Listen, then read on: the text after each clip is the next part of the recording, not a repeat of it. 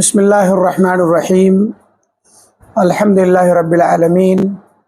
والصلاة والسلام علی اشرف الانبیاء وسید المرسلین نبینا محمد وعلی آلہ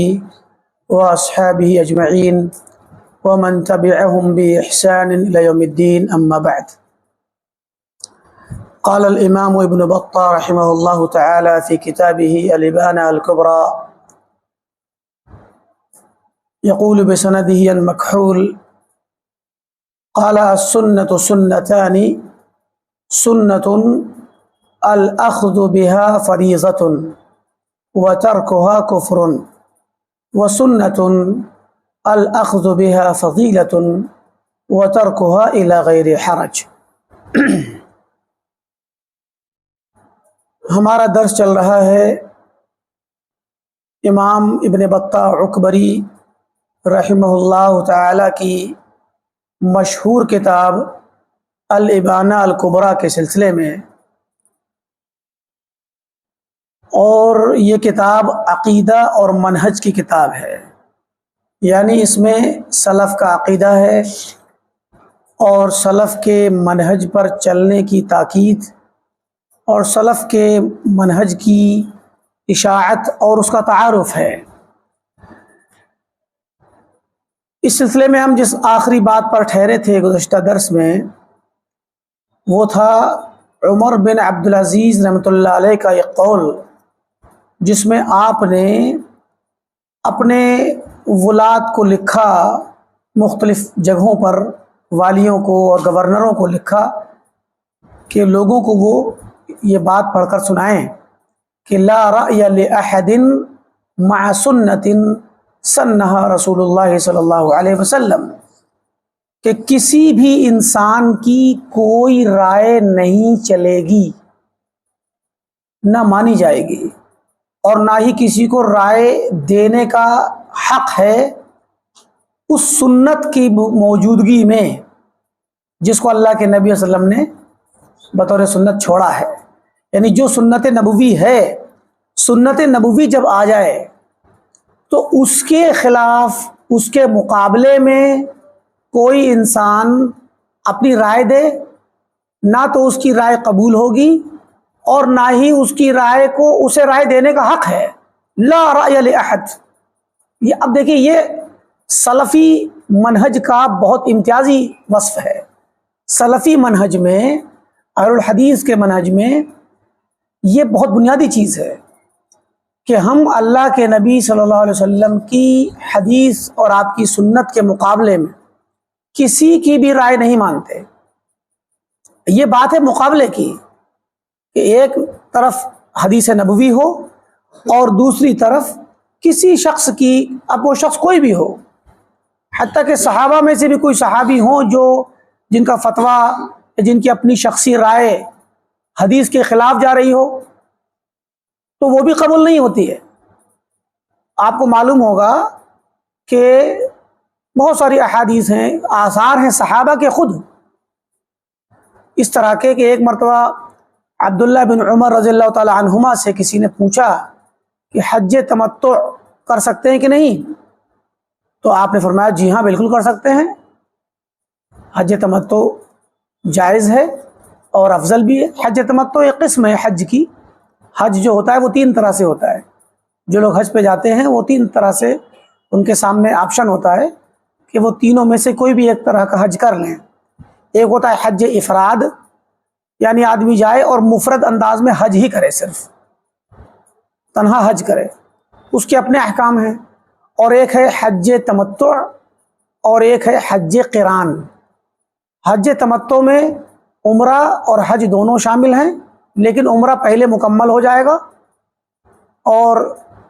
وہ حاجی پہلے عمرہ کر کے فارغ ہو جائے گا اور اپنے کپڑے پہن کے نارمل طریقے سے رہے گا اور گویا استمتاع کرے گا، فائدہ اٹھائے گا ان ایام کا جو حج کے دنوں میں اس کو عمرے کے بعد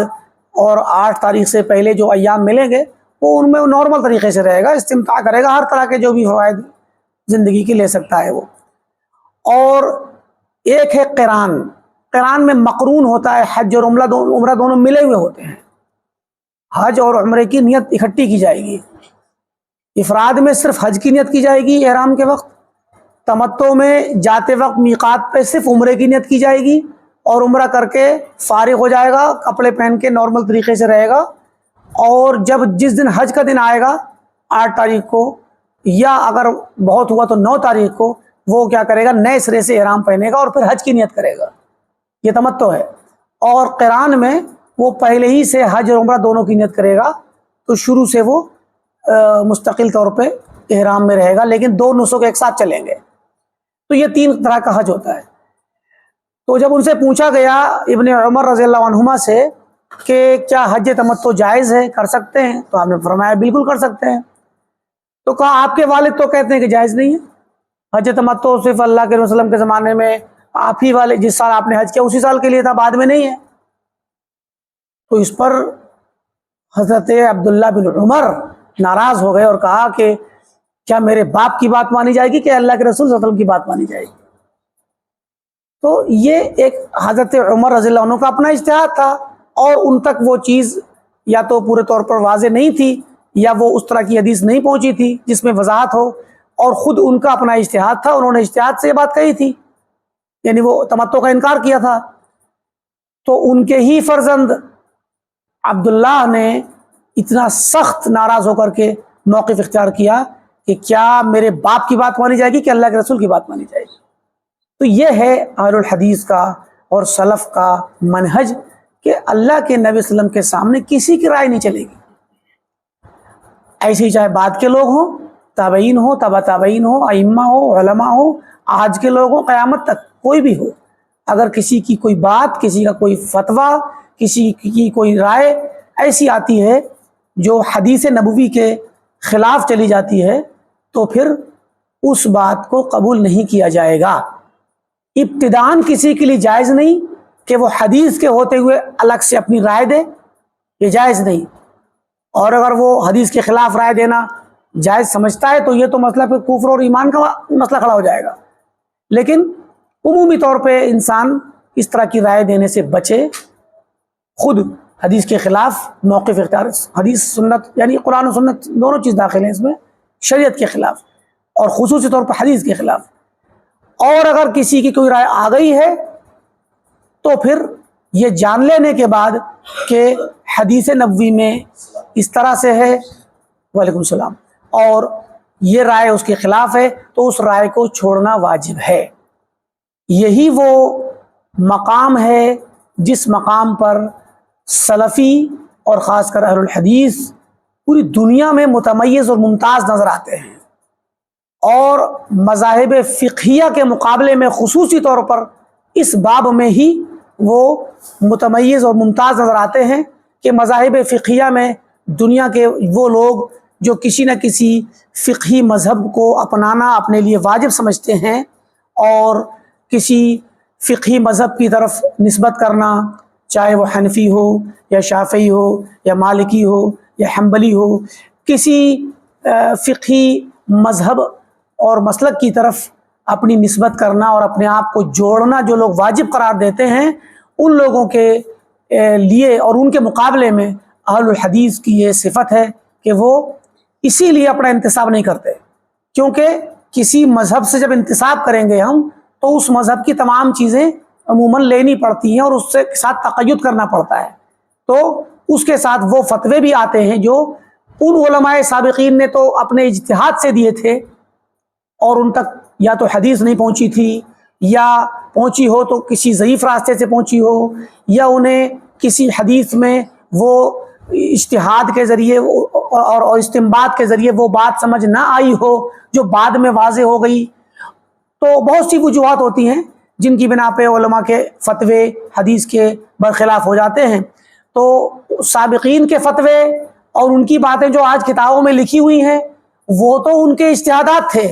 جس پر وہ گنہگار بھی نہیں ہیں بلکہ معجور ہیں، اجر ہے ان کو۔ لیکن متاخرین کا جو رد عمل کا جو طریقہ ہے، متاخرین کا جو طرز عمل ہے، اس طرز عمل پہ یہ لوگ گنہگار ہیں کہ جب آپ کے سامنے حدیث نبوی آ گئی اور آپ کے پاس امام کا قول بھی ہے تو امام کے قول کو آپ پکڑے رہیں جو کہ خلاف ہے حدیث کے، اور حدیث کو اور سنت کو چھوڑ دیں، یہ جائز نہیں ہے۔ تو یہی چیز یہاں فرمائی گئی کہ لا رأی لأحد مع سنت سنہا رسول اللہ صلی اللہ علیہ وسلم، کسی بھی شخص کی کوئی رائے نہیں ہے، اس رائے کی کوئی قیمت ہی نہیں ہے، کوئی حیثیت نہیں جو رائے اللہ کے نبی صلی اللہ علیہ وسلم کی سنت کے مقابلے میں کھڑی ہو۔ اور یہ بات عمر بن عبدالعزیز رحمۃ اللہ علیہ کی ہے، جو کہ بڑے ہی امام عادل تھے، ثقہ تھے، امام تھے اور بہت بڑے فضل والے تھے، بلکہ ان کو خلیفہ راشد بھی کہا گیا ہے، اور بہت ان کی فضیلت ہے، اور بہت بڑے امام ہیں، بہت بڑے عالم بھی ہیں، عابد ہیں، ثقہ ہیں اور تابعی ہیں، اور انہی ائمہ کے زمانے میں ہیں جو دیگر ائمہ اس زمانے میں اور بھی تھے۔ تو یہاں سے ہمیں وہ منہج ملتا ہے جو سلف کے منہج پر چلنے والوں کا امتیاز ہے۔ اسی کی طرح سے مزید روایتیں آ رہی ہیں۔ امام ابن بطہ اپنی سند سے آگے روایت پیش کرتے ہیں، اوزاعی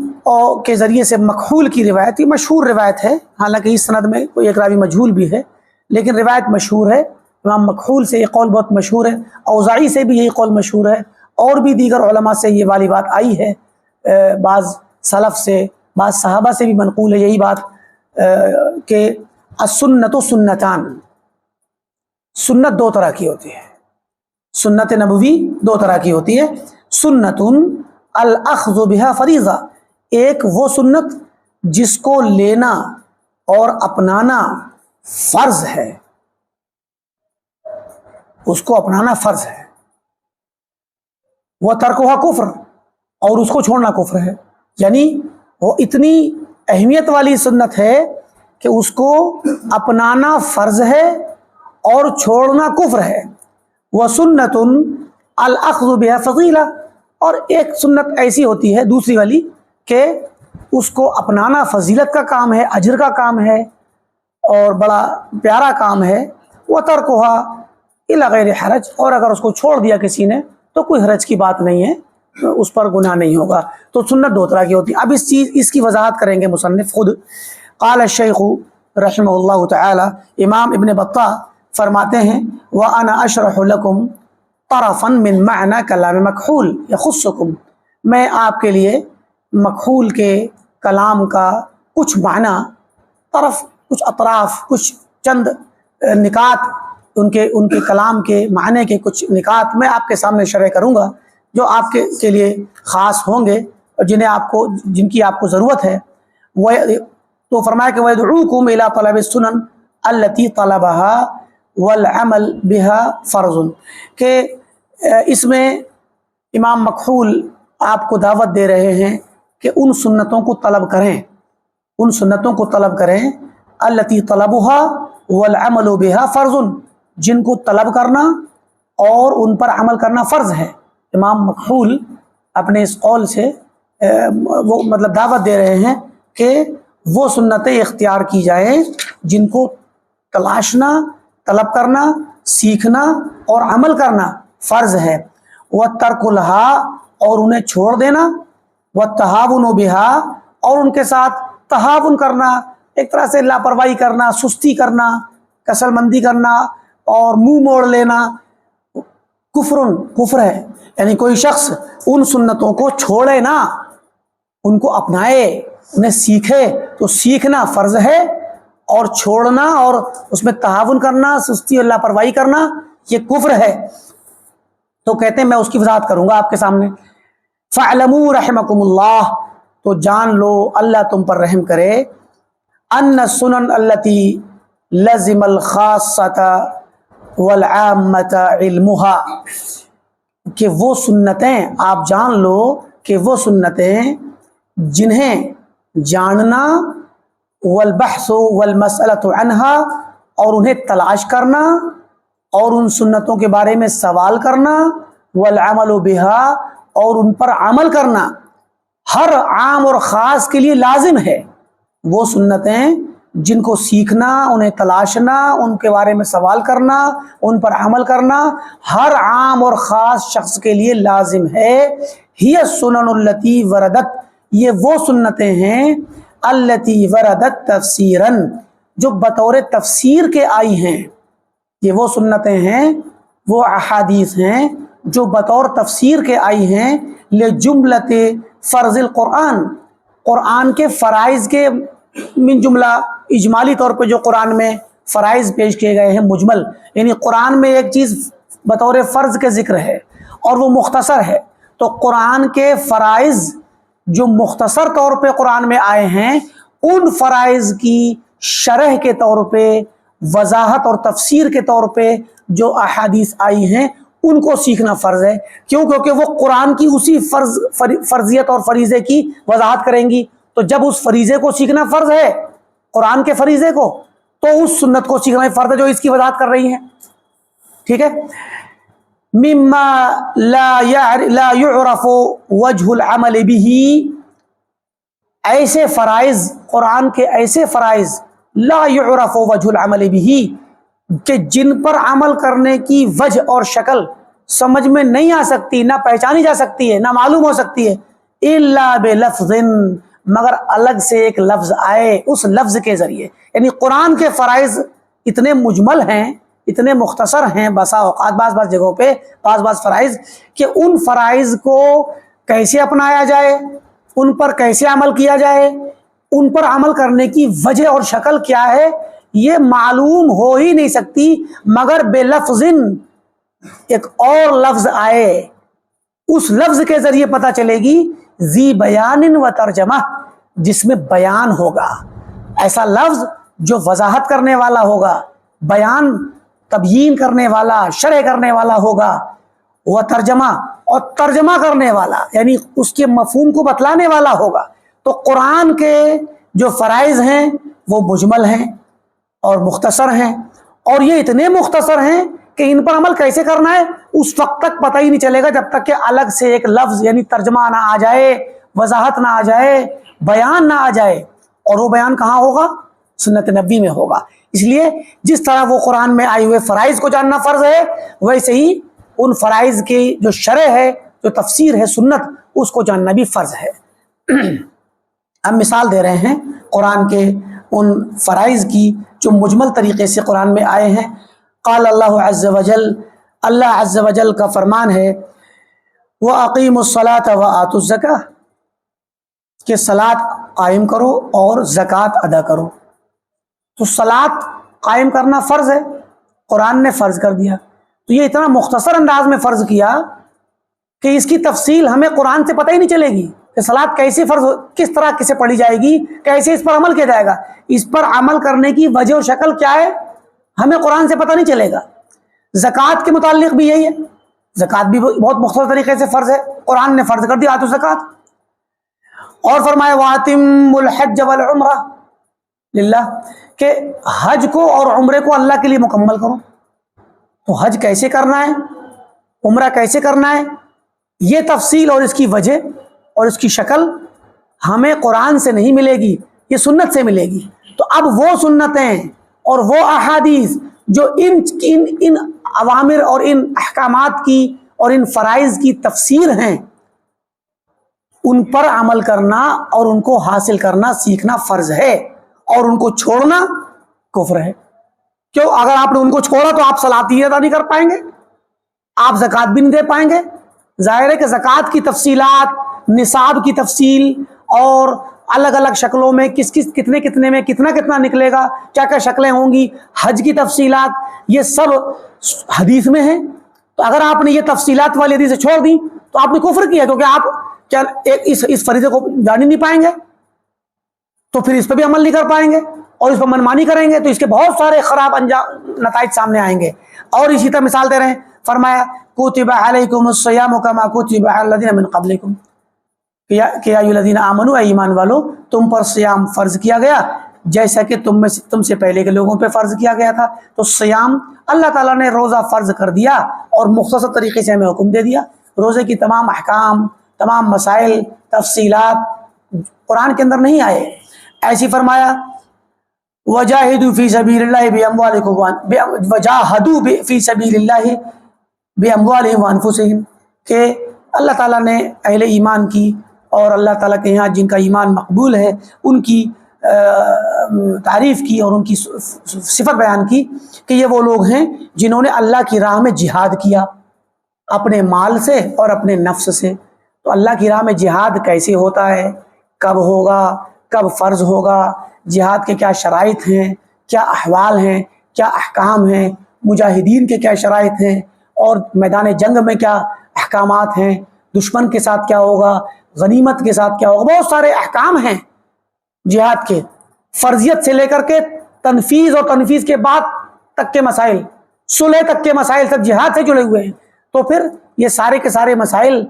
تفصیلی طور پہ تو قرآن میں نہیں ہے، تو فرمایا یہ چیز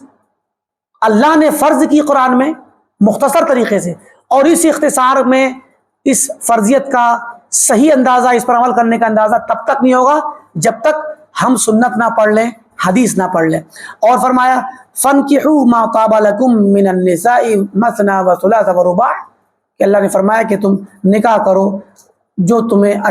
اچھی لگیں عورتوں میں سے، 2 سے، 3 سے اور 4 سے۔ ظاہر ہے کہ اللہ تعالیٰ نے قرآن میں یہ نکاح یا تعدد ازدواج، تعدد ازواج کا حکم نافذ کر دیا۔ اب ظاہر ہے کہ اس حکم پر عمل کیسے ہوگا، کون انسان کرے گا 2 اور کون 3، کون 4 کرے گا، اور اس کے بھی احکامات کیا ہوں گے، یہ شرائط، یہ احکامات، اور بیوی کے حقوق کیا ہیں، شوہر کے حقوق کیا ہیں، جب تک یہ ساری چیزیں تفصیل سے نہیں جانے گا تو کیسے کر کے ادا کر پائے گا۔ کسی پہ 2 شادیاں ہوں گی تو دونوں بیویوں کو الگ الگ ان کے اپنے فرائض، ان کے اس کے لیے اس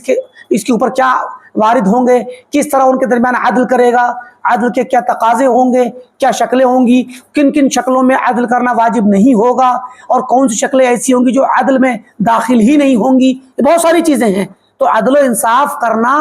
بیویوں کے درمیان 2 ہوں یا 3 ہوں یا 4 ہوں، یہ فرض ہے، اور یہ فرائض، یہ تفصیلات ہمیں قرآن میں نہیں ملیں گی، حدیث میں ملیں گی، آپ صلی اللہ علیہ وسلم کے تعامل سے ملیں گی، آپ کے احکامات اور سنتوں سے ملیں گی۔ ایسی فرمایا وَأَحَلَّ اللَّهُ الْبَيْعَ وَحَرَّمَ الرِّبَا، اللہ تعالیٰ نے بیع کو حلال قرار دیا، خریدنا، بیچنا، بیع و شراء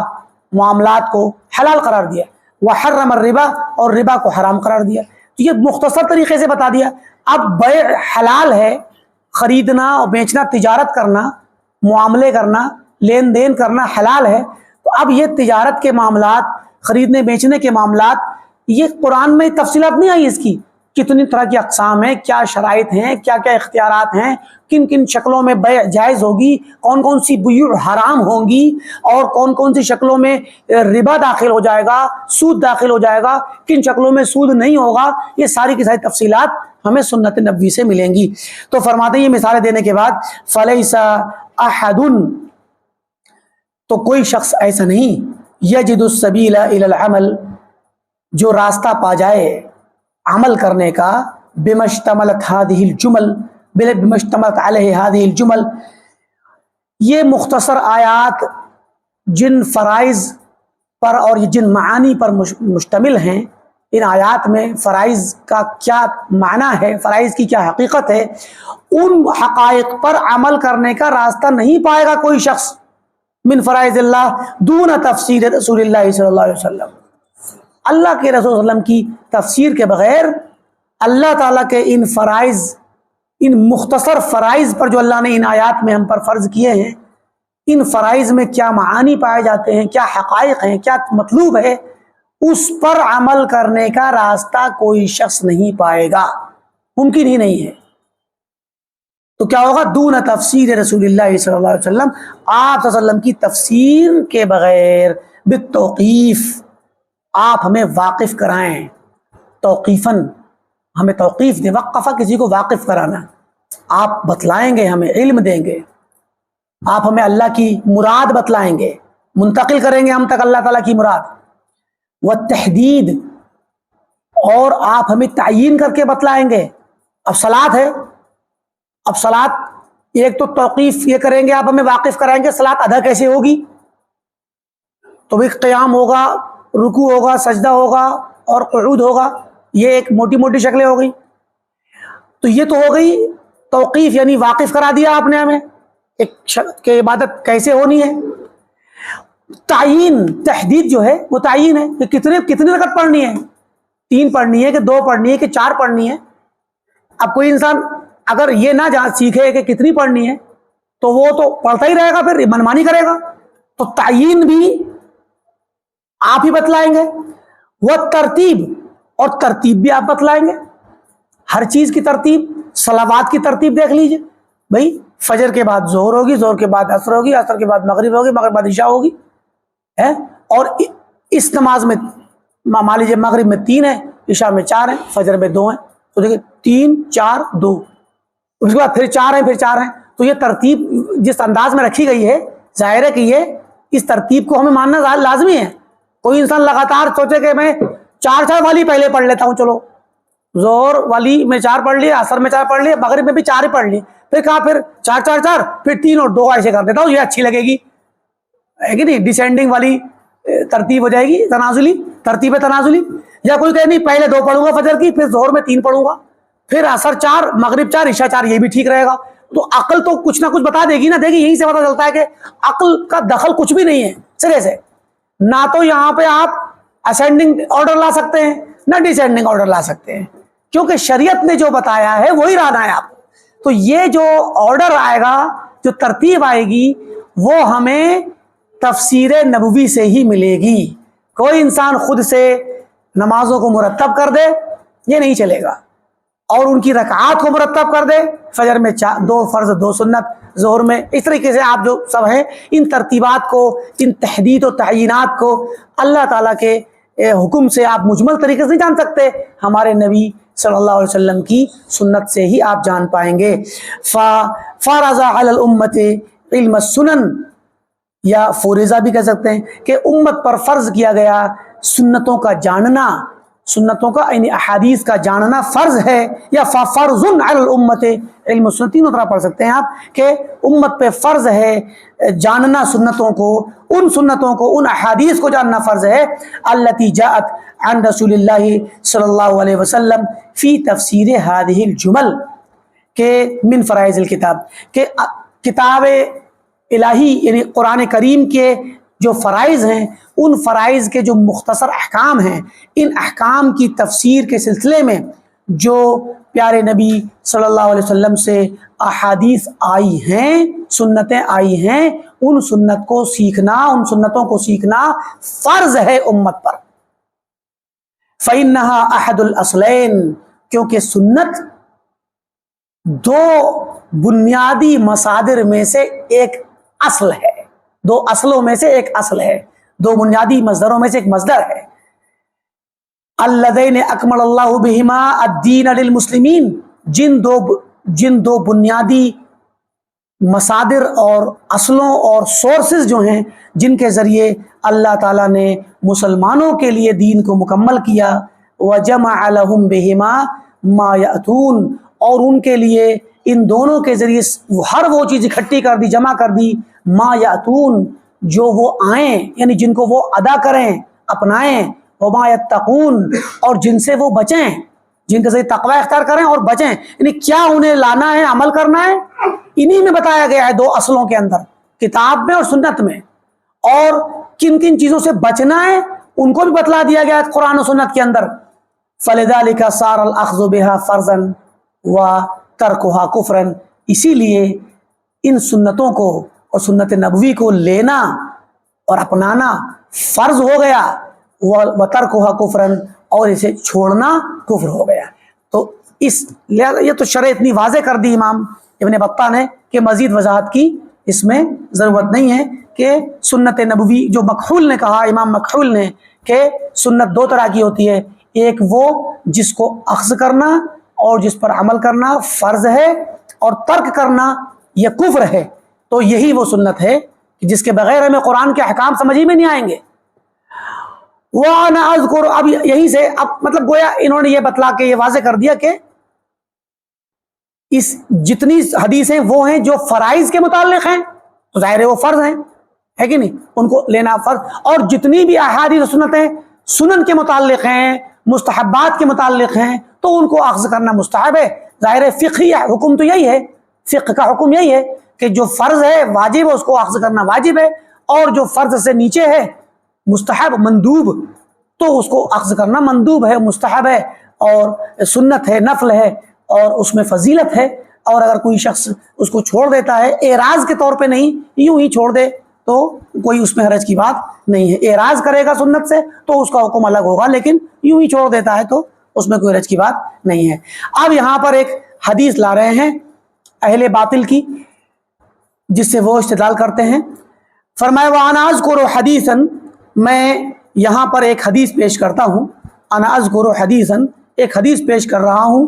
امام ابن بطہ فرماتے ہیں يَحْتَجُّ بِهِ الْمُبْطِلُونَ لِلشَّرِيعَةِ، شریعت کو باطل کرنے والے، شریعت کی تعطیل کرنے والے، شریعت کو ناکارہ کر کے چھوڑ دینے والے جو لوگ ہیں، وہ لوگ اس حدیث سے استدلال کرتے ہیں۔ جو لوگ شریعت پر عمل کرنا نہیں چاہتے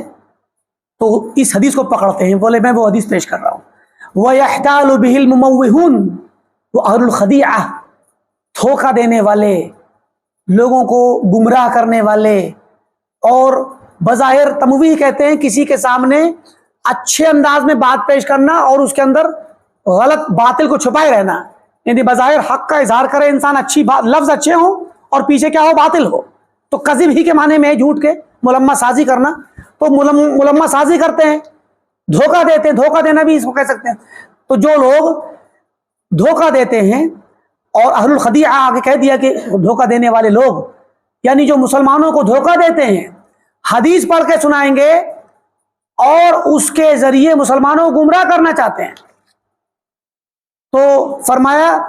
میں وہ حدیث جس سے اہل باطل استدلال کرتے ہیں شریعت کو باطل کرنے کے لیے، اس کو پیش کرنا چاہتا ہوں۔ لِيَعْرِفَهُ إِخْوَانُنَا، تاکہ ہمارے بھائی اسے جان جائیں، ہمارے مسلمان بھائی اس حدیث کو جان جائیں۔ تو جب جان جائیں گے تو پتہ چل جائے گا کہ یہ باطل ہے۔ تو یہ بھی ایک وجہ ہے اہل علم کی کہ وہ صحیح اور موضوع روایات اپنی کتابوں میں کیوں پیش کرتے ہیں، تاکہ لوگ جان جائیں کہ یہ موضوع ہے، یہ ضعیف ہے، تو اس سے بچیں، اور پتہ چلے کہ یہ اس طرح کی روایات اس وقت میں بیان کی جاتی تھی۔ تو اسی لیے ہر زمانے کے علماء پر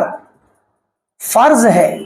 کہ ان کے زمانے میں، یعنی مطلب آج کا زمانہ ہے تو ہم پہ اور جو علماء ہیں سب پہ فرض ہے، اور پیچھے کا زمانہ جو گزرا ان پر فرض تھا، آگے جو زمانہ آئے گا تو جس زمانے میں جو لوگ رہیں گے ان پر فرض ہے، ہر زمانے کے علماء پر یہ فرض ہے کہ ان کے زمانے میں جو لوگ اہل باطل ہیں ان اہل باطل کا تعارف کروائیں اور امت کو پہچان کروائیں کہ یہ شخص باطل پر ہے یا اہل خدیعہ میں سے ہے، دھوکے دینے والوں میں سے ہے، اور یہ جھوٹ بولتا ہے یا یہ ضعیف ہے، یہ من گھڑت حدیثیں پیش کرتا ہے، یہ گمراہ کرتا ہے، اس کا طریقہ صحیح نہیں، اس کا منہج صحیح نہیں، یہ بتانا فرض ہے۔ کیونکہ ظاہر ہے کہ یہ چیز آج کے زمانے میں جو لوگ ہوں گے، علماء ہوں یا طلباء ہوں یا عوام ہوں، تین ہی طرح کے لوگ ہوتے ہیں، تو اب بظاہر علماء بھی جانیں گے اس شخص کو اور طلباء بھی جان لیں گے، چلیے کبھی کبھی باطل بات بڑی سادہ ہوتی ہے، ہر کوئی جان لیتا ہے، اور عوام بھی شاید جان جائیں، اور کچھ ایسے بھی ہوں گے جو ان میں آج کے وقت میں نہیں جانتے ہوں گے، ٹھیک۔ لیکن آج کے وقت میں جو لوگ نہیں جان پا رہے ہیں کسی شخص کے باطل کو یا اس کے خراب منہج کو، تو ممکن ہے وہ کچھ دنوں کے اندر جان جائیں، کسی اور وجہ سے، اور راستے سے، کسی اور غلطی کے ظاہر ہونے سے جان جائیں۔ لیکن مشکل یہ ہے کہ اگر اس شخص کی طرف تنبیہ نہ کی گئی اور اس کی غلطی اور اس کے باطل کی طرف لوگوں کو خبردار نہیں کیا گیا، تو ہوگا یہ کہ جب وقت گزر جائے گا اور اس کا باطل کتابوں میں یا کسی اور ذریعے سے محفوظ ہو جائے گا، تو پھر بعد کے آنے والے لوگ اس کو نہیں جان پائیں گے کہ وہ باطل تھا، بعد کے لوگ اس کو دلیل پکڑ لیں گے۔ اور محدثین نے شروع زمانے سے یہی چیز کو لے کر کے چلے ہیں، ہمیشہ سے محدثین اسی چیز کو لے کر کے چلے کہ اگر آج وہ ہم بیان نہیں کریں گے امت کو تو پھر آگے کے وقتوں میں کوئی نہیں پہچان پائے گا۔ اسی لیے محدثین نے تمام احادیث کو، چاہے وہ صحیح ہوں یا ضعیف ہوں یا موضوع ہوں، سب کو کتابوں میں لکھ دیا۔ اس کی وجہ یہی تھی کہ ان کے زمانے میں حدیثیں سند سے نقل ہوتی تھی، اب جب اسناد سے نقل ہو رہی ہیں تو پتہ رہتا تھا ہر کسی کو کہ اسناد میں کون آدمی کیسا ہے، تو اس کو نوٹ کر دیا، تو اس زمانے کے لوگ تو اسناد پڑھ کے سمجھ لیتے تھے کہ یہ روایت تو ضعیف ہے اس لیے کہ یہ فلاں شخص کے ذریعے آ رہی ہے، لیکن اب آج کے زمانے میں ہم نہیں جانتے وہ لوگ کیا تھے اسناد والے، لیکن انہوں نے جب ہمارے سامنے رکھ دی تو اب ہمیں ایک تو یہ محفوظ ہو گئی، دوسری طرف علماء نے یہ بھی ذمہ داری اٹھائی کہ اپنے زمانے کے بیان کرنے والوں کو جو حدیث بیان کرتے ہیں ان کے بارے میں جرح و تعدیل کے ذریعے سے کلام کر دیا، بتا دیا کہ یہ معتبر ہے، یہ غیر معتبر ہے، یہ ثقہ ہے، یہ ضعیف ہے، یہ مدلس ہے، یہ وضاع ہے، یہ کذاب ہے، یہ جھوٹا ہے، یا یہ حافظہ کمزور تھا اس کا، یا یا خلل واقع ہو گیا تھا اس کے حافظے میں، یا مناکیر اور اباطیل کو اور باطل احادیث کو نقل کرتا تھا، سب بتا دیا۔ دونوں کام کیے، ان کی اہل باطل کے اقوال اور ان کی نقل کردہ باتیں بھی نقل کر دی تاکہ پتہ چل جائے یہ بات فلاں شخص کی ہے، فلاں ضعیف راوی کی ہے، اور دوسرا اپنا فرض یہ سمجھا کہ صرف ان کی حدیثیں نوٹ کر دینے سے کام نہیں چلے گا، بلکہ ان کی شخصیت پر کلام کرنا ضروری ہے تاکہ ان لوگوں کو ہم تو جانتے ہیں، بعد کے لوگ نہیں جانیں گے۔ امام احمد سے کسی نے پوچھا کہ آپ فلاں شخص کے بارے میں کلام کرتے ہیں تو یہ غیبت نہیں ہے کیا؟ کیوں آپ بات کرتے ہیں؟ کیوں نہیں اس چیز سے باز رہتے؟ تو فرمایا اذا سکت انا وسکت انت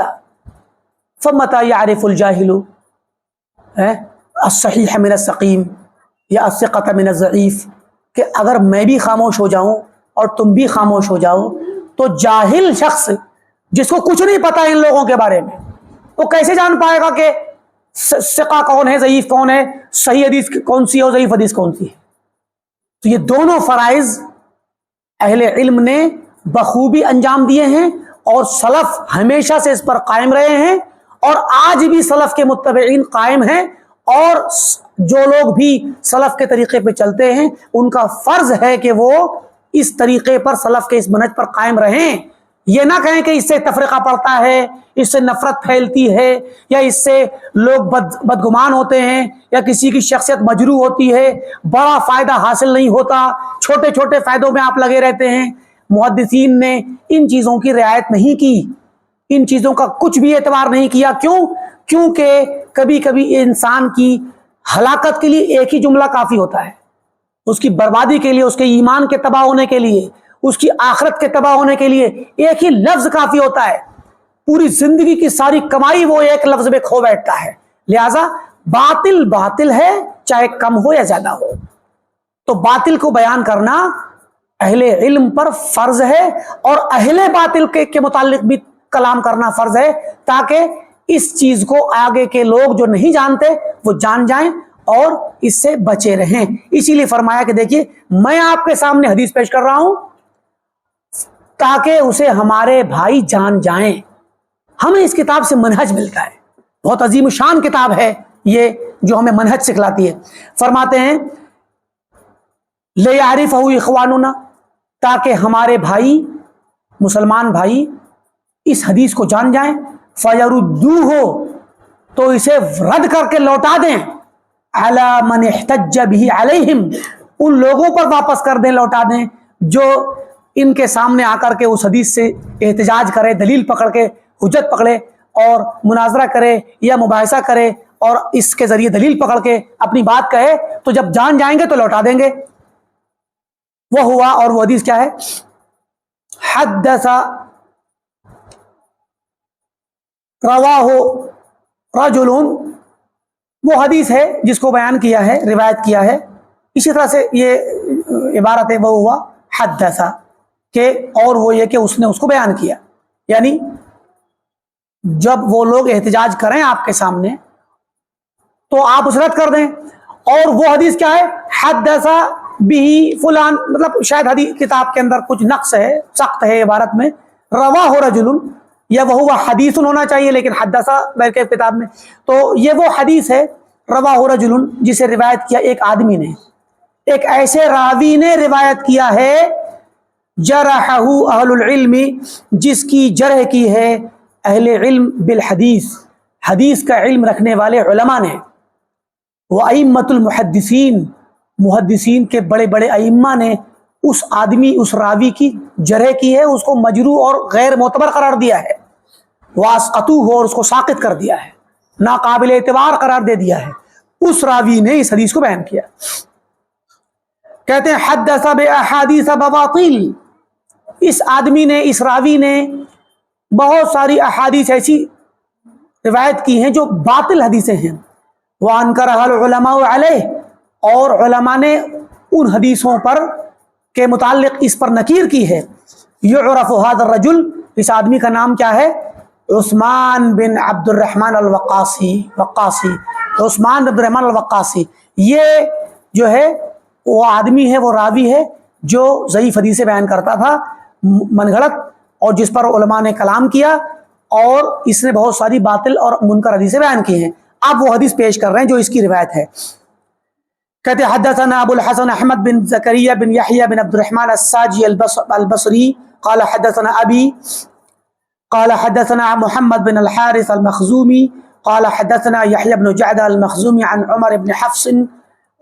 حفص عن عثمان بن عبد الرحمن یعنی الوقاصی۔ یہ عثمان بن عبد الرحمن الوقاصی متروک، اس کے متعلق محدثین نے لکھا ہے کہ یہ متروک ہے۔ قال ابن معین کہتے لا یکتب حدیث، اس کی حدیث نہیں لکھی جائے گی، کان یکذب، جھوٹ بولتا تھا۔ جوزجانی کہتے ساقط، امام بخاری فرماتے ترکوہ، اس کو لوگوں نے چھوڑ رکھا، یہ ساقط شخص ہے، اس کو چھوڑ دیا محدثین نے۔ امام ابو داؤد فرماتے لیس بشیء، یہ کچھ بھی نہیں ہے، یہ کسی لائق نہیں، اس کی کوئی حیثیت نہیں کہ اس کی روایت سنی جائے اور لی جائے۔ امام حاکم کہتے ہیں متروک ہے۔ امام حاکم جیسے علماء جن کو جرح و تعدیل کے باب میں ایک طرح سے متساہل کہا گیا ہے، تو متساہل عالم بھی جب کسی کی تجریح کر دے تو پھر وہ کسی لائق نہیں ہوتا، سمجھے کہ نہیں؟ تو ابن عدی فرماتے کہ عامت حدیثی مناکیر، اس کی عمومی احادیث، زیادہ تر احادیث اسی کیا ہیں؟ منکر ہیں، اما اسنادن و اما متنا، یا تو سند میں منکر پایا جائے گا، نکارت سند میں ہوگی، یا نکارت متن میں ہوگی۔ بہرکیف تو یہ کہتا ہے، روایت کرتا ہے سالم عن ابی ہے، سالم عبداللہ بن عمر رضی اللہ عنہ کے بیٹے سالم اور ان کے والد عبداللہ بن عمر سے کے ذریعے سے روایت کرتا ہے کہ قال رسول اللہ صلی اللہ علیہ وسلم، کہ اللہ کے رسول صلی اللہ علیہ وسلم نے فرمایا یا عمر،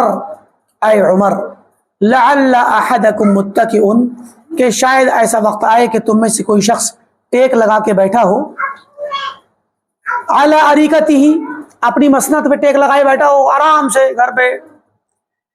ثم یکذبنی، پھر وہ میری تکذیب کر دے، میری تکذیب کر دے۔ ایسا وقت آئے گا کہ ایک شخص بیٹھا ہوگا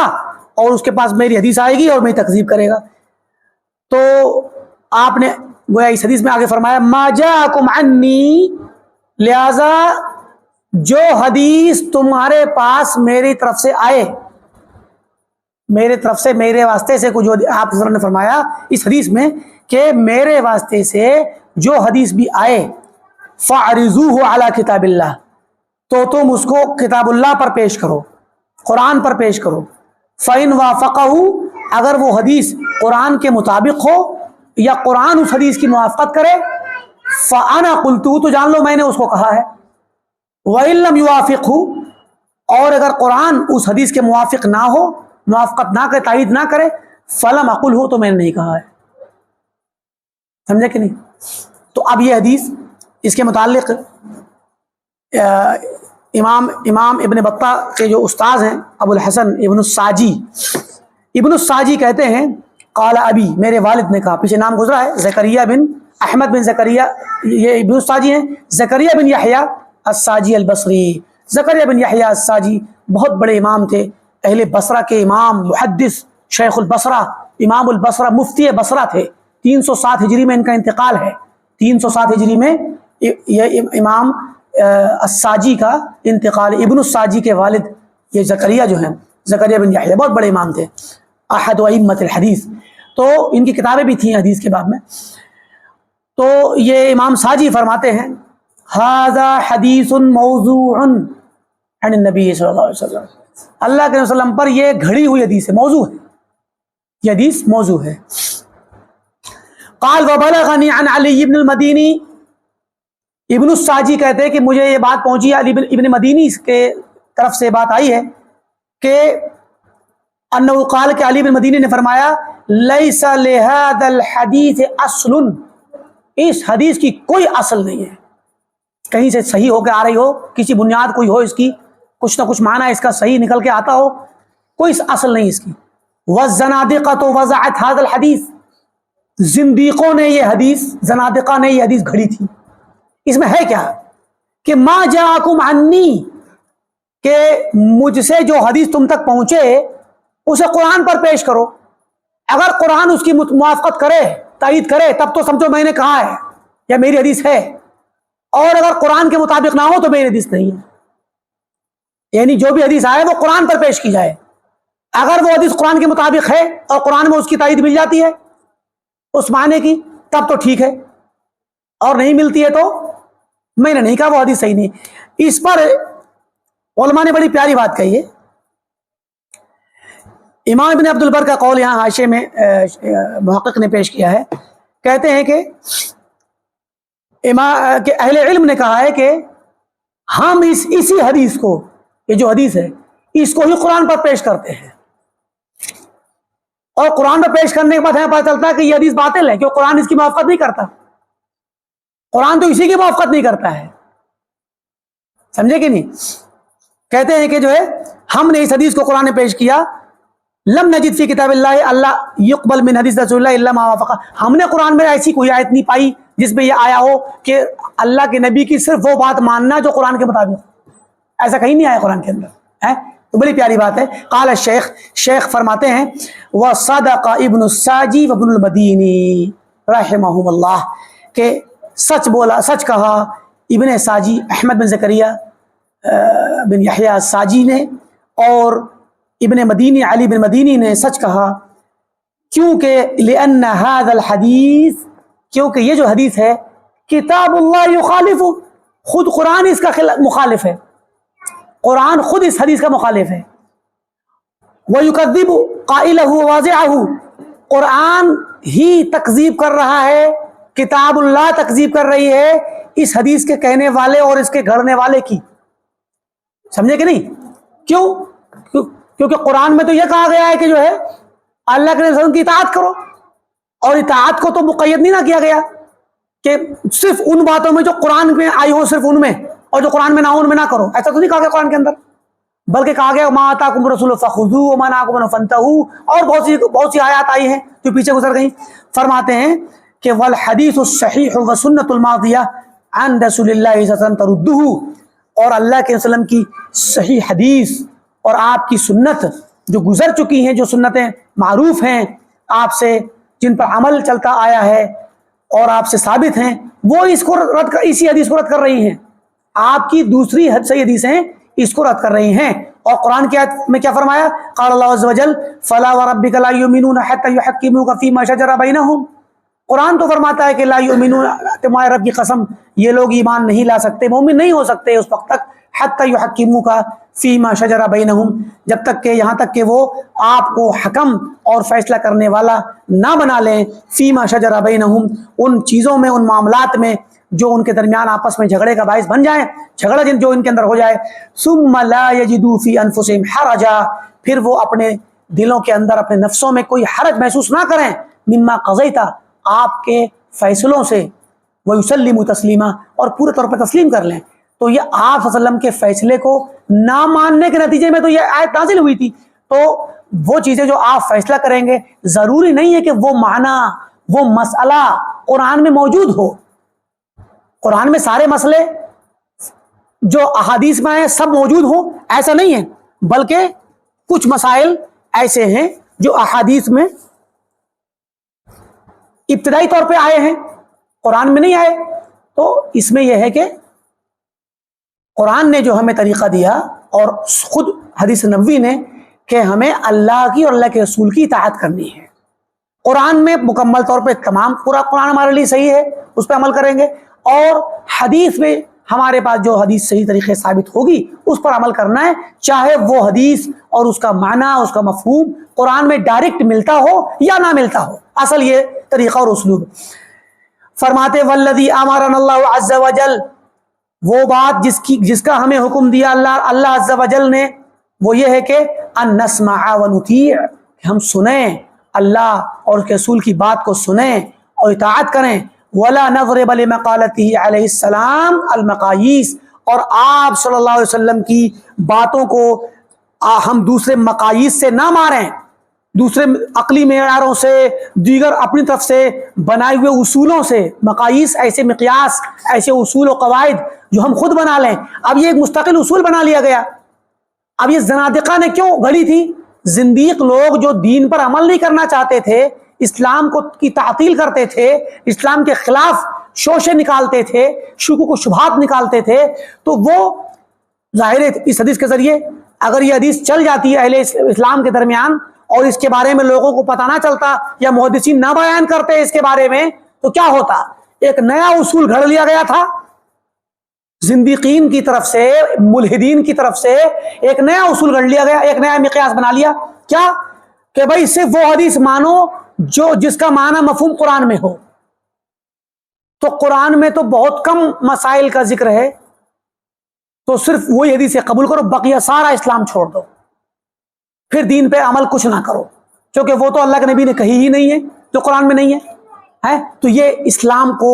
ترک کرنے، شریعت کو باطل کرنے اور چھوڑ دینے کا ایک راستہ تھا جو زنادقہ نے، ملحدین نے نکالا تھا. لیکن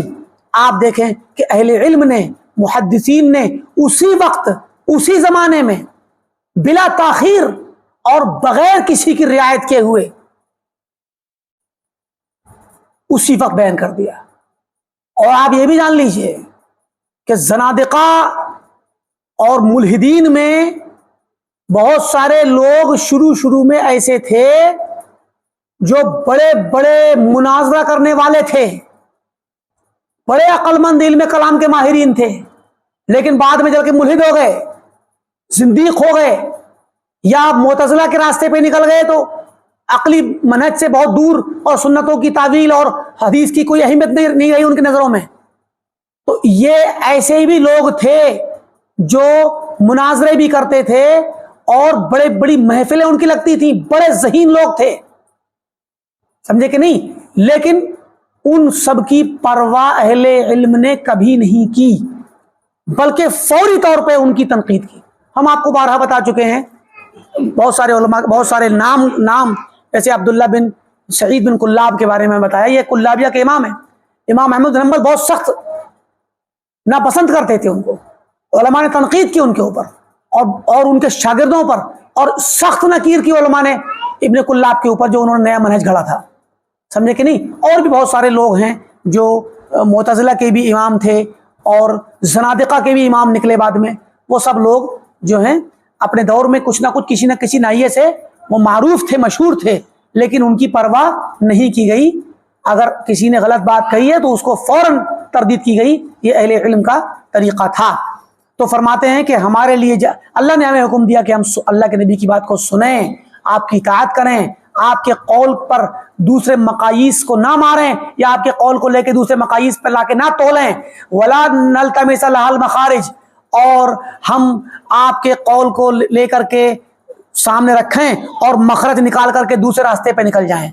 تعویلیں کریں اور دائیں بائیں کے راستے نکالیں. ولا نعارضها بالکتاب، اور نہ ہی آپ کے مقالہ اور آپ کے قول کو، یعنی آپ کی حدیث کو ہم قرآن کے سامنے لا کر معارضہ کریں اور مقابلہ کریں، مخالف قرار دیں قرآن کے. ولا بغیرہ، اور نہ ہی قرآن کے علاوہ، کتاب کے علاوہ دوسری چیز، مطلب جو قرآن کتاب کے علاوہ جو آپ کی دیگر سنتیں ہیں ان کے خلاف کھڑا کریں. مطلب ہم پر فرض ہے کہ ہم سنت کو سنیں، حدیث کو سنیں اور حدیث پر عمل کریں، اطاعت کریں. ہم حدیث کو اپنے عقلی مقاییس پر نہ تولیں. ہم حدیث پر عمل نہ کرنے کی وجہ سے یا نہ کرنے کی خاطر ادھر ادھر کے راستے تلاش نہ کریں، تعویلیں نہ کریں، اور ہم حدیث اور قرآن کے درمیان ٹکراؤ ظاہر نہ کریں، معارضہ اور تعارض ظاہر نہ کریں، اور نہ حدیث اور حدیث کے درمیان ایک حدیث اور دوسری حدیث کو آپس میں ٹکراتا ہوا ظاہر کریں اور کہ حدیث حدیث سے ٹکراتی ہے. یہ اہل علم کا، اہل ایمان کا طریقہ نہیں ہے. اہل ایمان کا طریقہ ہے ان نسمع ونطیع، ہم سنیں اور اطاعت کریں. واما السنۃ الواردہ वलाकिन नतलक़ाहा बिल ईमान, लेकिन हमारा फ़र्ज़ ये है कि हम उन हदीसों को, जो आपका मकाला, आपकी हदीस है, उसको कबूल करें, तलक़ी करें, अख़्ज़ करें, बिल ईमान, उस पर ईमान ला करके, व तस्दीक़, उसकी तस्दीक करके, व तस्लीम, उसे तस्लीम करके, पूरा मान करके, अपना करके, इदा सह्हत बिदालिक रिवाया, जब उस मकाले को साबित करने के लिए रिवायत सही हो। कितनी प्यारी बात है, मनहज की बात है, ये मनहज है कि हदीस नबवी जब सही रिवायत से साबित हो जाए, सनदन व मतनन सही साबित हो जाए, तो फिर सही साबित होने के बाद अब हमारे लिए जायज नहीं कि हम इधर उधर की बातें करें, दूसरे इधर उधर दाएं बाएं रास्ते निकालें, या अक्ल से टकराएं, या किसी और उसूल से और मिक़यास से टकराएं, या कुरान को हदीस के खिलाफ, हदीस को कुरान के खिलाफ करार दें और हम उस पर अमल करने से दाएं बाएं भागें। ये जायज़ नहीं, बल्कि हम पर फ़र्ज़ है कि हम उस पर ईमान लाएं, तस्दीक करें और तस्लीम करें। ये अहले इल्म का फ़र्ज़ है। व अम्मा सुन्नतुल वारिदत अन्हु सल्लल्लाहु अलैहि वसल्लम अल्लती तुखालिफु हाज़ल हदीस अल मौज़ू, वो हदीस या वो सुन्नत जो अल्लाह के नबी वसल्लम से आई है, जो इस मौजू मनगढ़ंत हदीस के खिलाफ है, डायरेक्ट जो इसको रद्द करती है। अल्लती नक़लहा अहलुल अदालत वल अमाना, जिसको अहले अदालत ने, अदल और दीनदार, तक़वा शिआर लोगों ने जिसको नकल किया और अमानतदार लोगों ने नकल किया है। फ़हुवा मा हद्दसना, तो ये वो हदीस है जिसको हमसे बयान किया अबू जाफ़र मुहम्मद बिन उबैदुल्लाह बिन उला अल कातिब ने।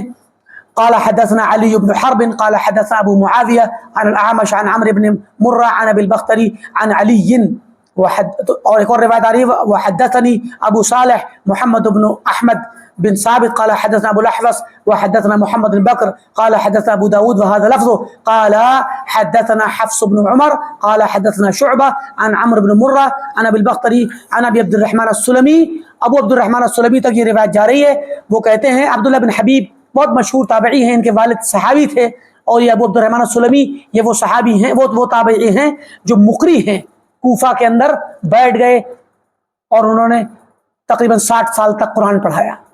है। और कहते जब मुझे मालूम हुआ कि वो हदीस पता चली खैरुकुम मन तअल्लम अल-कुरान व अल्लमा, तो फिर मैंने दूसरे काम छोड़ करके कुरान पढ़ाना शुरू किया है। और यही वो बाज़ रिवायतों में आता है कि 40 साल तक इन्होंने कुरान पढ़ाया। तो यही वो ताबई हैं मशहूर जिन्होंने वो हदीस बयान की कि हमसे सहाबा ने बयान किया हद्दसना अल्लज़ीना कानू युक़रिऊनल कुरान, कि हमसे उन सहाबा ने बयान किया जो हमें कुरान पढ़ाया करते थे। फिर नाम लिया कि उस्मान बिन अफ़्फ़ान, अली बिन अबी तालिब, उबई बिन काब, ज़ैद बिन साबित रज़ियल्लाहु अन्हुम, के अन्नहुम कानू याख़ुज़ून मिन नबी सल्लल्लाहु अलैहि वसल्लम 10 आयात, के सहाबा अल्लाह के वसल्लम से 10 आयतें लेते थे और उन 10 आयतों को लेने के बाद उनको सीखते, उनमें इल्म क्या है उसको सीखते, उन्हें समझते, उन्हें हिफ्ज़ करते, उन पर अमल करते, उसके बाद फिर दीगर 10 आयतें लेते।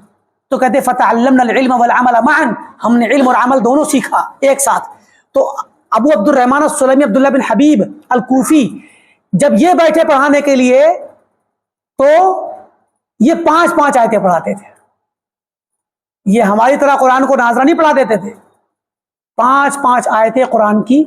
लोगों को सिखलाते थे और उसी तरीके पर जिस पे सलफ थे। तो मतलब कहने का ये कि अबू अब्दुर्रहमान सुलमी कहते हैं कि अन अली रज़ियल्लाहु अन्हु, कि अली रज़ियल्लाहु अन्हु से रिवायत करते हैं, क़ाल इज़ा हद्दस्तुकुम अन रसूलिल्लाह सल्लल्लाहु अलैहि वसल्लम हदीसन, जब मैं तुम्हें, अली फरमाते हैं, मैं जब तुम्हें कोई हदीस बयान करूं अल्लाह के रसूल सल्लल्लाहु अलैहि वसल्लम से, फ़ज़ुन्नू बिरसूलिल्लाहि सल्लल्लाहु अलैहि वसल्लम अहनाहु व अत्क़ाहु व अहदाहु, तो हदीस सुनने के बाद तुम ये एतक़ाद रखो अल्लाह के रसूल सल्लल्लाहु अलैहि वसल्लम के बारे में कि आपने सबसे ज्यादा अच्छी बात कही है। अहना अत्यब, सबसे प्यारी, सबसे पाकीज़ा बात आपकी है। मतलब हदीस आए तो उसका माना, सबसे अच्छा माना उसका जहन में रखो। कभी कभी हदीस के लफ्ज में एहतमाल भी होता है, तो अच्छा वाला महमल पे महमूल करो। वह अतका हो, सबसे ज्यादा तकवा वाला मफहूम जो निकल के आता हो, اس مفہوم کو اپنے ذہنوں میں لو، اس پر عمل کرنے کے اعتبار سے۔ وَأَهْدَاهُ، اور جو سب سے زیادہ ہدایت پر جو معنی ہو، سب سے زیادہ ہدایت والا معنی، مطلب یہ کبھی کبھی ایسا ہوتا ہے کہ کسی لفظ میں احتمال ہے اچھا بھی، اور ہو سکتا ہے کہ سادہ سا بھی ہو، کبھی کبھی غلط تعویل بھی نکل آتی ہے، مفہوم بھی نکل سکتا ہے حدیث کا، کوئی سوچے تو غلط مفہوم بھی نکل سکتا ہے۔ اچھا، ایک تو یہ ہوا، تو اس میں جو سب سے اچھا معنی ہو وہ والا معنی مراد لو، جو علم کے اعتبار سے سب سے اچھا ہو، عمل کے اعتبار سے سب سے تقوی والا ہو، ہدایت کے اعتبار سے سب سے زیادہ رشد و ہدایت والا معنی ہو، اس کو لو۔ دوسرا مفہوم اس کا یہ ہے کہ حدیث جب آئے تو اب اس حدیث کو، اب تم نے حدیث سنی اور ایک حدیث پہلے سن رکھی ہے، کوئی اور پڑھ رکھی ہے، بظاہر تمہیں لگا کہ یہ اس کے خلاف جا رہی ہے، وہ والی حدیث کے خلاف، بظاہر تعارض لگے، تو اس وقت کیا کرو، تعارض والے، ٹکراؤ والے معنی کے ساتھ نہ بہہ جاؤ، بلکہ سب سے اچھے محمل پہ محمول کرو، دونوں میں تطبیق دو، توفیق دو، دونوں کو اس انداز میں ان کا مفہوم سمجھو کہ ٹکراؤ ختم ہو جائے، سمجھے کہ نہیں؟ تو فَظُنُّوا بِرَسُولِ اللَّهِ صلی اللہ علیہ وسلم أَهْنَاهُ وَأَتْقَاهُ وَأَهْدَاهُ، بڑا پیارا لفظ ہے، بڑی پیاری روایت ہے۔ یہ اہل ایمان کا فریضہ ہے کہ وہ جب احادیث آئیں تو ایک دوسرے سے ٹکراؤ والا مفہوم پیدا نہ کریں، یا اس کے ذریعے آپ دیکھیں، اس جملے اور اس حدیث کے ذریعے رد ہو رہا ہے کس پر؟ زندیقین پر اور خواہشات پرست جو لوگ ہیں، ہوا پرست، خواہشات نفس کے پیچھے چلنے والے، دین کو اپنی منمانی ماننے والے، کہ جو من میں آئے وہ عمل کریں گے، جو نہیں آئے گا وہ یعنی زنادقہ کی طرح، زندیقین کی طرح، کہ زندیق لوگ اپنی من کی بات بس کر لیں گے، باقی نہیں۔ تو ایسا نہ کرو کہ منمانی ہو، بلکہ سب سے اچھے معنی پر محمول کرو اور اس پر عمل کرو، ورنہ زندیق انسان یا خواہشات پرست انسان کیا سوچے گا، نہیں اس کے اندر تو یہ غلط معنی ہی پایا جاتا ہے، بھئی اس پہ عمل کیسے ہو سکتا ہے، حدیث کو چھوڑ دے۔ احتمال اگر آ رہا ہے کسی لفظ میں، کبھی کبھی احتمال ہوتا ہے، ایک تو ایسے لوگوں پہ رد ہے اس حدیث کے ذریعے، اور دوسرا رد ہے اہل تعویل پر، جو عقیدے کے باب میں یا عمل کے باب میں، اصول دین، فروع دین، عقیدے میں اور فقہ میں جو لوگ حدیث رسول کی تعویل کر دیتے ہیں، سیدھی حدیث آ رہی ہے، عقیدے کے باب میں ہو، مثلا ینزل ربنا، مثال ہے کہ ہمارا رب نازل ہوتا ہے کل لیلہ، ہر رات، حین یبقی ثلث اللیل الآخر، رات کے آخری پہر میں، تو حدیث کا لفظ کا میننگ سادہ سا ہے، ہمارا رب نازل ہوتا ہے۔ اب آپ اس کی گہرائیوں میں جائیں گے عقل سے تو کئی معنی نکل کے آ سکتے ہیں آپ کے ذہن میں، اور بہت سارے باطل معنی بھی آئیں گے، اور بہت ساری ایسی خراب چیزیں آئیں گی جو آپ کے تصور کو خراب کر دیں گی، اور باطل تعویل کا راستہ بھی نکل جائے گا اس کے ذریعے۔ تو اب کیا ہوا، پہلا نمبر خراب معنی مراد لیا کہ اگر اللہ تعالیٰ کے نازل ہونے کو اس کی ذات کے نازل ہونے کے ساتھ، ذات کے ساتھ مانیں گے، تب تو اللہ تعالیٰ کا ایک جگہ سے دوسری جگہ منتقل ہونا لازم آئے گا، ہے تو کیا جہاں پہلے تھا وہ جگہ خالی ہو جاتی ہے؟ اگر آسمان دنیا پہ آتا ہے تو دیکھیں خراب میننگ نکل رہے ہیں کہ نہیں نکل رہے ہیں؟ تو ایک جگہ میں ہوتا ہے تو دوسری جگہ میں نہیں ہوتا، یخلو منہ مکان ولا یخلو منہ مکان، اس طرح کے معنی آئیں گے، انتقال اور حرکت کا معنی۔ یہی وہ شبہات ہیں جن کے ذریعے اشعری اور ماتریدی علماء نے احادیث صفات کو، نصوص صفات کو تعویل کے خانے میں ڈال دیا۔ یہی وہ شبہات ہیں کہ پہلے خراب معنی دماغ میں سوچتے ہیں، اب اس خراب معنی کے بعد کیا کیا، راستہ نکال دیا کہ اللہ تعالیٰ نازل ہوتا ہے کا مطلب ہے اللہ کا حکم نازل ہوتا ہے، اللہ کا فرشتہ نازل ہوتا ہے، ٹھیک، یہ تعویل کر دیا آپ نے۔ بھائی یہ حدیث آ رہی ہے، علی رضی اللہ عنہ فرما رہے ہیں کہ جب تمہارے پاس حدیث آئے تو اللہ کے نبی صلی اللہ علیہ وسلم کے متعلق گمان کیا رکھو، اعتقاد کیا رکھو کہ آپ نے سب سے پیاری بات کہی ہے، سب سے اچھی بات آپ نے کہی، سب سے اچھا معنی اس کا محمول کرو، اور ایسی بات جو تقوی کے اعتبار سے، ہدایت کے اعتبار سے سب سے اعلیٰ درجے کی ہو۔ ٹکراؤ مت کسی چیز سے، عقلی میزان سے، عقلی مقیاسوں سے، عقلی افترازات سے، عقلی اوہام سے آپ اس کا مقابلہ کر کے پہلے غلط معنی پیدا کرو اور اس کے بعد چھوڑ دو. یہ صحیح نہیں ہے. حدیث نبوی کی بے عزتی ہے یہ. اور پیارے نبی صلی اللہ علیہ وسلم پر آپ کھڑے ہو کر کے اعتراض کر رہے ہیں. نعوذ باللہ. آپ کہتے ہیں یا رسول اللہ، نعوذ باللہ آپ نے ایسی بات فرما دی جس سے اتنا خراب معنی نکل کے آ رہا ہے. پھر آپ کہتے ہیں کہ یا رسول اللہ یہ تو آپ نے فرما دیا، نعوذ باللہ، اور اس کے بعد آپ کو ایسے کہنا چاہیے تھا کہ اللہ کا حکم نازل ہوتا ہے. آپ اللہ کے وسلم کے منہ میں یا آپ کی زبان پہ الفاظ ڈال رہے ہیں کہ یہ لیجئے، لقمہ دے رہے ہیں آپ کہ یا رسول اللہ آپ کو ایسے فرمانا چاہیے کہ ینزل امر ربنا، ینزل حکم ربنا، ینزل ملک ربنا، رحمت ربنا. جو بھی تعویلات کی گئی ہیں ان تعویل میں سے کوئی بھی تعویل لے لیجئے. تو آپ گویا پہلے یہ کہنا چاہتے ہیں یا رسول اللہ نعوذ باللہ آپ نے ایسی بات فرمائی جس سے ہمارے سامنے غلط معنی پیدا ہو رہا ہے. اگر آپ کی بات کو مان لیں تو عقیدہ خراب ہو جائے گا اللہ کے بارے میں. تو کیوں آپ اتنی گہرائی پہ جا رہے ہیں بھائی؟ یہاں امام ابن بطہ نے فرما دیا کہ بھائی ہمارا فرض ہے، مومن کا فرض ہے کہ حدیث نبوی کو جیسے آئے ایمان لائے. اگر حدیث صحیح ہے ایمان لائے، تصدیق کرے، قبول کر لے، اس کو عقلی معیار پہ نہ مارے، ادھر ادھر کے راستے نہ نکالے. اور حدیث پیش کر دی حضرت علی رضی اللہ تعالیٰ عنہ کی کہ سب سے پیارا معنی اس کا محمول کرو، سب سے اچھا معنی سیدھے کہہ دیجئے آپ ہمارا رب آتا ہے بس. امام ابو عثمان صابونی رحمۃ اللہ علیہ نے یہ حدیث جب پیش کی تھی، ہم نے درس میں پڑھا تھا عقیدۃ السلف واصحاب الحدیث میں، اسی حدیث میں ینزل ربنا والی میں، کہ ہم وہی کہیں گے جو ہمارے نبی نے کہا ہے بس. ہم اس طرح کچھ کہیں گے ہی نہیں کہ ذات کے ساتھ آتا ہے، کہ صفات کے ساتھ آتا ہے، کہ ہم ان ڈیٹیل میں جائیں کیوں؟ ہم تو سیدھے کہیں گے ہمارا رب آتا ہے. اور اتنا جملہ ہمیں کہنے کی جرت کیوں ہوئی؟ کیونکہ ہمارے نبی نے فرما دیا ہے. ہم تو اپنے نبی کی تصدیق کر رہے ہیں، ایمان لے آئے، تصدیق کر رہے ہیں، اور آپ کی بات کو تسلیم کر رہے ہیں اور آپ کی بات کو آگے بڑھا رہے ہیں. یہی ہمارے اوپر فرض ہے اور یہی ہم پہ ایمان لانا فرض ہے.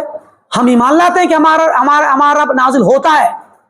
آسمان دنیا پہ. اب اس کے بعد کوئی بھی مومن آگے کی بات نہ سوچے کہ اپنی ذات کے ساتھ آتا ہے تو کیا عرش خالی ہو گیا. بھئی یہ کیوں سوچتے ہیں آپ؟ یہ سوچنے کا مطلب یہ ہے کہ آپ اللہ تعالیٰ کو اپنے اوپر قیاس کرتے ہیں، انسانوں پر قیاس کرتے ہیں. کہ جیسے ابھی ہم یہاں بیٹھے ہیں بیسمنٹ میں، اور درس سے پہلے ہم مسجد میں تھے. تو اب ہم جب مسجد سے اتر کر کے نیچے یہاں آئے تو ہم بیسمنٹ میں آ گئے اور مسجد میں سے وہ جگہ جو ہمارے ذریعے بھری ہوئی تھی وہ خالی ہو گئی. انسانوں میں ہوتا ہے ایسے، تو مخلوقات میں ہوتا ہے. آپ اللہ تعالیٰ کو اپنے اوپر قیاس کریں تبھی تو یہ بات کہہ رہے ہیں. تو کیا اللہ تعالیٰ انسانوں کی طرح ہے؟ تو جب اللہ تعالیٰ لیس کمثلہ شیء، اللہ کسی کے کوئی چیز اس کے مثل نہیں، نہ وہ کسی کے مثل ہے. ولم یکن لہ کفوا احد، اس کے برابر، اس کا نظیر، اس جیسا کوئی ہے ہی نہیں. تو جب اس کی طرح کوئی نہیں، نہ وہ کسی کی طرح ہے، تو ہم کسی اپنی طرح کیوں قیاس کریں؟ اس کو کیوں قیاس کریں؟ لہذا یہ چیز اس طرح سے سوچنا ہی غلط ہے. یہ سوچنے والا اللہ تعالیٰ کو اپنے جیسا سمجھتا ہے، اور تو یہ تشبیہ دے رہا ہے. اس سوچ کے ساتھ ساتھ وہ تشبیہ، وہ تمثیل چل رہی ہے جو منع ہے. تو یہ سوال ہی غلط ہے، یہ سوچ ہی غلط ہے، ایمان کے خلاف ہے یہ سوچ کہ اگر اللہ تعالیٰ آسمان پہ آئے گا تو عرش پہ کیا نہیں رہے گا پھر وہ. یہ سوچ، یہ افتراء، یہ فرضیہ غلط ہے. اور اگر کوئی سوال کرے تو یہ سوال بھی بدعت ہوگا. کیوں؟ کیونکہ یہ سوال تشبیہ اور تمثیل پر قائم ہے اور اللہ تعالیٰ کو اپنے جیسے سمجھنے پر قائم ہے. لہذا زیادہ دور تک نہیں جانا ہے، نہ گہرائی میں گھسنا ہے. ہمیں اللہ تعالیٰ نے، اللہ کے نبی نے جو حکم دے دیا، جو بتلا دیا، اتنا مان لیجئے آپ کہ ہمارا رب آسمان دنیا پہ آتا ہے اور ہر رات پکارتا ہے کہ کون ہے جو مجھے پکار رہا ہو تو میں اس کی دعا سن لوں. کون جو مریض ہے جو اپنی بیماری کی شفا چاہتا ہے میں شفا دے دوں. بہت سی روایتوں کے الفاظ ہیں الگ الگ. کون محتاج ہے اور اپنی محتاجگی کے متعلق سوال کرتا ہے تو میں اس فقیر کو، محتاج کو عطا کر دوں. کون سوال کرتا ہے اس کا سوال سن لوں میں. ہر طرح کی چیزیں آپ اس میں روایتوں میں آئی ہوئی ہیں. تو اللہ تعالیٰ ہم سے فرما رہا ہوتا ہے، ندا دے رہا ہوتا ہے. تو یہ اللہ کے نبی صلی اللہ علیہ وسلم نے جو حدیث بیان کی ہے اس میں ہمارے ساتھ ہمیں اللہ تعالیٰ کا تعارف دلایا ہے، اللہ سے قربت دلائی ہے، اللہ تعالیٰ کے قریب لانے کے لیے، عبادت پہ ابھارنے کے لیے ہمیں یہ حدیث بیان کی ہے۔ اب ہم جب یہ خراب معنی لازم کر دیں گے، ڈال دیں گے اس کے اندر، تو کیا ہوگا؟ بندہ پھر عبادت کر پائے گا اللہ کی؟ تہجد میں اٹھے گا پھر کوئی؟ کیوں اٹھے گا تہجد میں وہ جب اللہ تعالیٰ آسمان دنیا پہ نہیں آتا ہے، جب اس کی رحمت آتی ہے،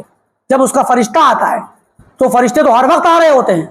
رحمت تو ہر وقت نازل ہو رہی ہے، اس کی حکم تو اس کا ہر وقت نازل ہوتا ہے۔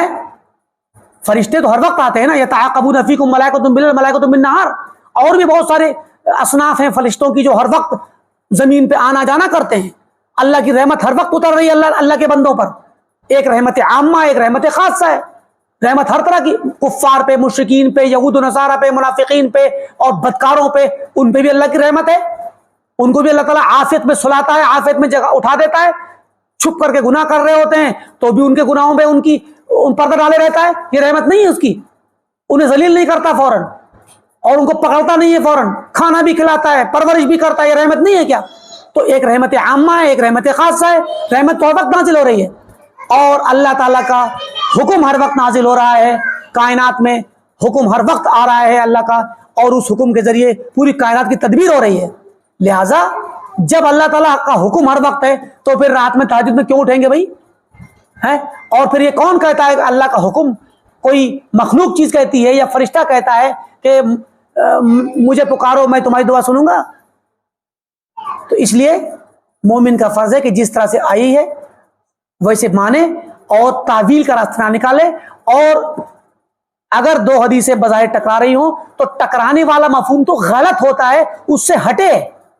یہ اعتقاد ہے کہ نہیں ہمارے نبی نے ایسا ٹکرانے والا مفہوم پیش ہی نہیں کیا ہے، ایسی بات فرمائی ہی نہیں ہے جس میں ٹکرانے والا مفہوم آئے،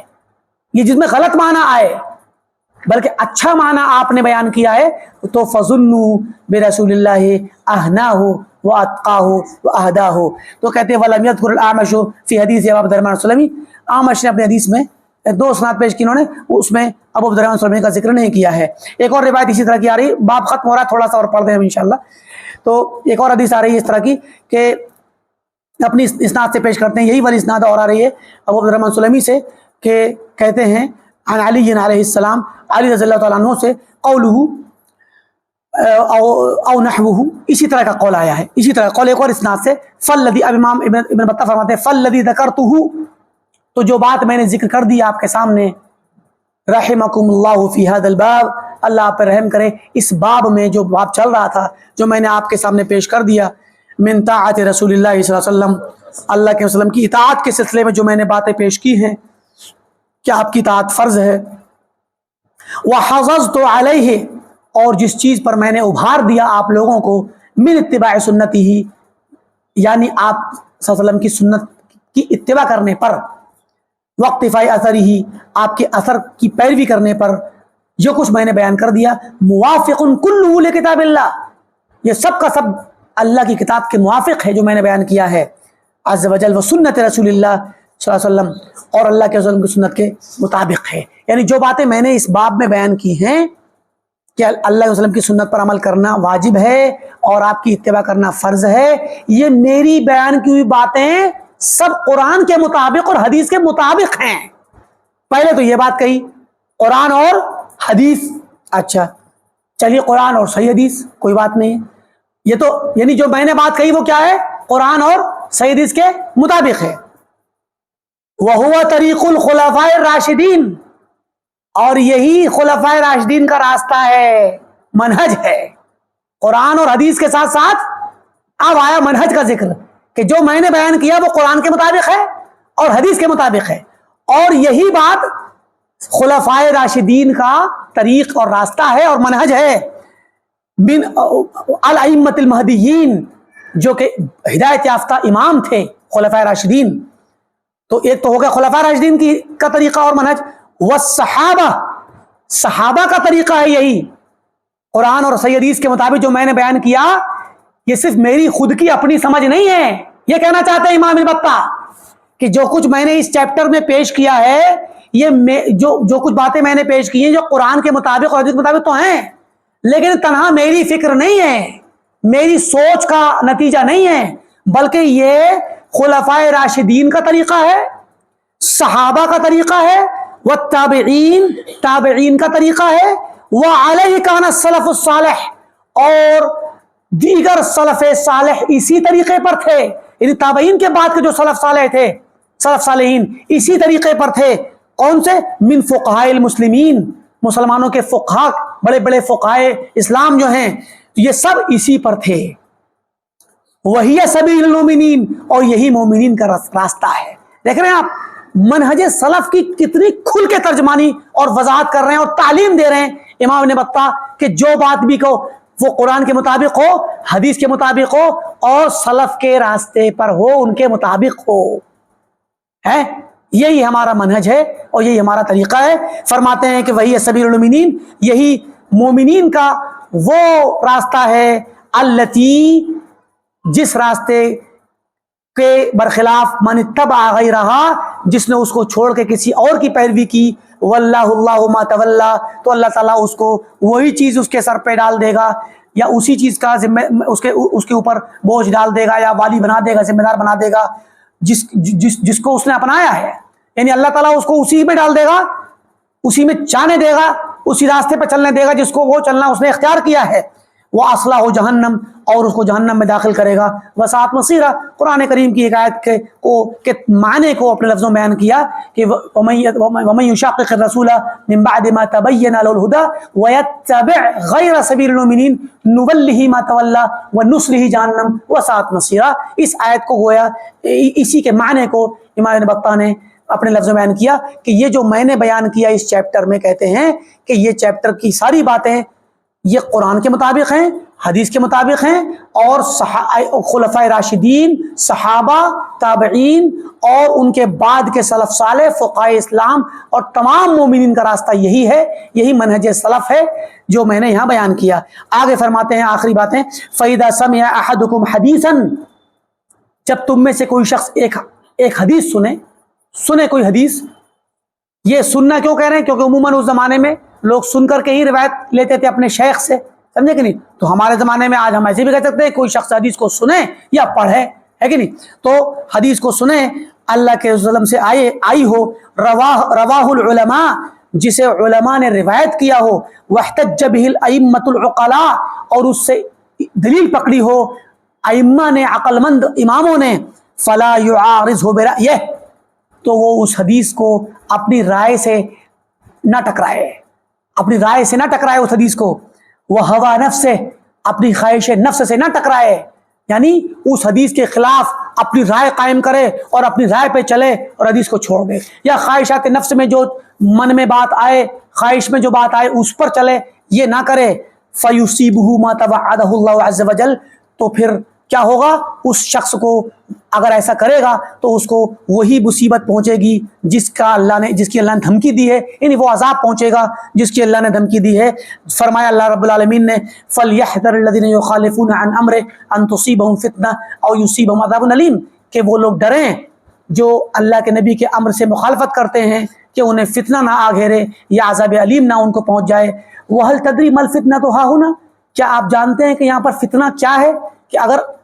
اللہ کے نبی کی مخالفت کریں گے تو فتنے میں پڑ جاؤ گے، نبی صلی اللہ علیہ وسلم کی حدیث کی مخالفت کرو گے تو فتنے میں پڑو گے۔ تو فتنے سے کیا مراد ہے؟ تو کہتے ہیں ہِیَ وَاللَّهِ الشِّرْكُ بِاللَّهِ الْعَظِيمِ، اللہ کی قسم یہ فتنہ شرک ہے، شرک میں پہنچو گے۔ وَالْكُفْرُ بَعْدَ الْإِيمَانِ،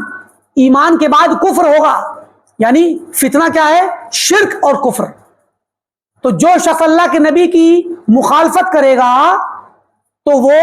شرک اور کفر میں پہنچے گا، یہ ڈرے اس بات سے کہ ایک وقت آئے گا کہ وہ کفر میں پہنچ جائے گا۔ تو فتنہ سے یہاں کفر اور شرک ہے۔ اور فرمایا وَقَاتِلُوهُمْ حَتَّى لَا تَكُونَ فِتْنَةٌ، اللہ نے فتنے کے متعلق لفظ استعمال کیا تو اس آیت کو لا رہے ہیں کہ اللہ نے فرمایا کہ تم ان سے جنگ کرو، جہاد کرو، قتال کرو یہاں تک کہ فتنہ نہ رہے۔ تو فتنے سے مراد کیا ہے؟ شرک ہے۔ حتی لا یکون شرک فإنہ تعالی قال، کیونکہ مزید اللہ نے فرمایا وَاقْتُلُوهُمْ حَيْثُ ثَقِفْتُمُوهُمْ، انہیں قتل کرو جہاں تم انہیں پاؤ، وَأَخْرِجُوهُمْ مِنْ حَيْثُ أَخْرَجُوكُمْ، اور انہیں وہیں سے نکالو جہاں سے انہوں نے تمہیں نکالا تھا۔ مطلب یہ وہ کفار ہیں، یہ ان کفار کے حق میں ہے جنہوں نے مسلمانوں کو نکالا تھا، کفار مکہ کے حق میں خاص کر جو محاربین ہیں، جن سے جنگ چل رہی ہے، جو مسلمانوں کو ان کے گھروں سے نکالتے ہیں، اور خاص کر مکہ والے، ان کے متعلق یہ آیت ہے کہ انہیں بھی نکالو۔ کیوں؟ انہیں قتل کیوں کرو؟ انہیں کیوں نکالو؟ کیونکہ انہوں نے فتنہ کیا ہے، وہ فتنے میں ہیں، وہ خود شرک کرتے ہیں، تو انہوں نے تمہیں بھی نکالا۔ وہ جرم تو کیا ہی، اور خود بھی جو جس جرم پہ سب سے بڑے جرم عظیم پر ہے وہ کیا ہے؟ وَالْفِتْنَةُ أَشَدُّ مِنَ الْقَتْلِ، فتنہ